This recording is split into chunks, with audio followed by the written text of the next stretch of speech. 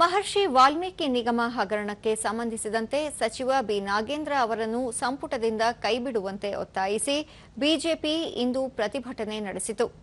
ಶಾಸಕರ ಭವನದ ಬಳಿ ಇರುವ ವಾಲ್ಮೀಕಿ ಪ್ರತಿಮೆಯ ಮುಂದೆ ಪ್ರತಿಭಟನೆ ನಡೆಸಲಾಯಿತು. ಬಿಜೆಪಿ ರಾಜ್ಯಾಧ್ಯಕ್ಷ ಬಿವೈ ವಿಜಯೇಂದ್ರ, ವಿಧಾನಸಭೆ ಪ್ರತಿಪಕ್ಷ ನಾಯಕ ಆರ್ ಅಶೋಕ, ವಿಧಾನ ಪರಿಷತ್ ಪ್ರತಿಪಕ್ಷ ನಾಯಕ ಛಲವಾದಿ ನಾರಾಯಣಸ್ವಾಮಿ ನೇತೃತ್ವದಲ್ಲಿ ಧರಣಿ ಕೈಗೊಳ್ಳಲಾಯಿತು. ಈ ವೇಳೆ ಪ್ರತಿಭಟನಾ ನಿರತರು ಕಪ್ಪು ಟಿ ಶರ್ಟ್ ಧರಿಸಿ ತಮ್ಮ ವಿರೋಧ ವ್ಯಕ್ತಪಡಿಸಿದರು. ಸಚಿವ ಸ್ಥಾನದಿಂದ ನಾಗೇಂದ್ರ ಅವರನ್ನು ಕೈಬಿಡುವವರೆಗೆ ಹೋರಾಟ ಮುಂದುವರಿಯಲಿದೆ ಎಂದು ಬಿಜೆಪಿ ನಾಯಕರು ತಿಳಿಸಿದರು.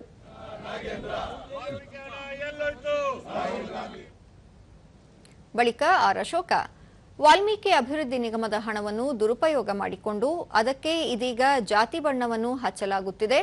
ಭ್ರಷ್ಟಾಚಾರವನ್ನು ರಕ್ಷಣೆ ಮಾಡಲು ಕಾಂಗ್ರೆಸ್ ಹೈಕಮಾಂಡ್ ಪ್ರೇರೇಪಿಸುತ್ತಿದೆ. ಹೀಗಾಗಿ ರಾಜ್ಯ ನಾಯಕರು ಸಚಿವ ನಾಗೇಂದ್ರ ಬೆಂಬಲಕ್ಕೆ ನಿಂತಿದ್ದಾರೆ ಎಂದರು. ಅಪರಾಧಿ, ಇಡಿ ಚಾರ್ಜ್ ಶೀಟ್ ಇದೆ, ಅದರಲ್ಲೂ ನೀವೇ ಅಪರಾಧಿ. ಲೋಕಾಯುಕ್ತದಲ್ಲಿ ಟೋಟಲ್ 31 ಕೇಸ್ ಇದೆ. ಆ ಎಲ್ಲ ಕೇಸಲ್ಲಿ ಒಂದರಿಂದ ಆ ಸೀರಿಯಲ್ ನಂಬರ್ಗಳು ಎಷ್ಟವಲ್ಲ, 1 2 3 4 5 ಎಲ್ಲದರಲ್ಲೂ ಒಂದೊಂದು ಚಾರ್ಜ್ ಶೀಟಲ್ಲೂ ಒಂದೊಂದು ಏನೋ ಸ್ಟೇಜು ಇವ್ರದ್ದು.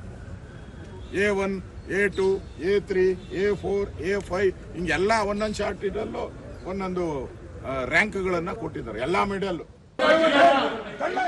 ಪ್ರತಿಭಟನೆಯ ಬಳಿಕ ಕಪ್ಪು ಟಿ ಶರ್ಟ್ ಧರಿಸಿಯೇ ವಿಧಾನಸಭೆಗೆ ಆಗಮಿಸಿದರು.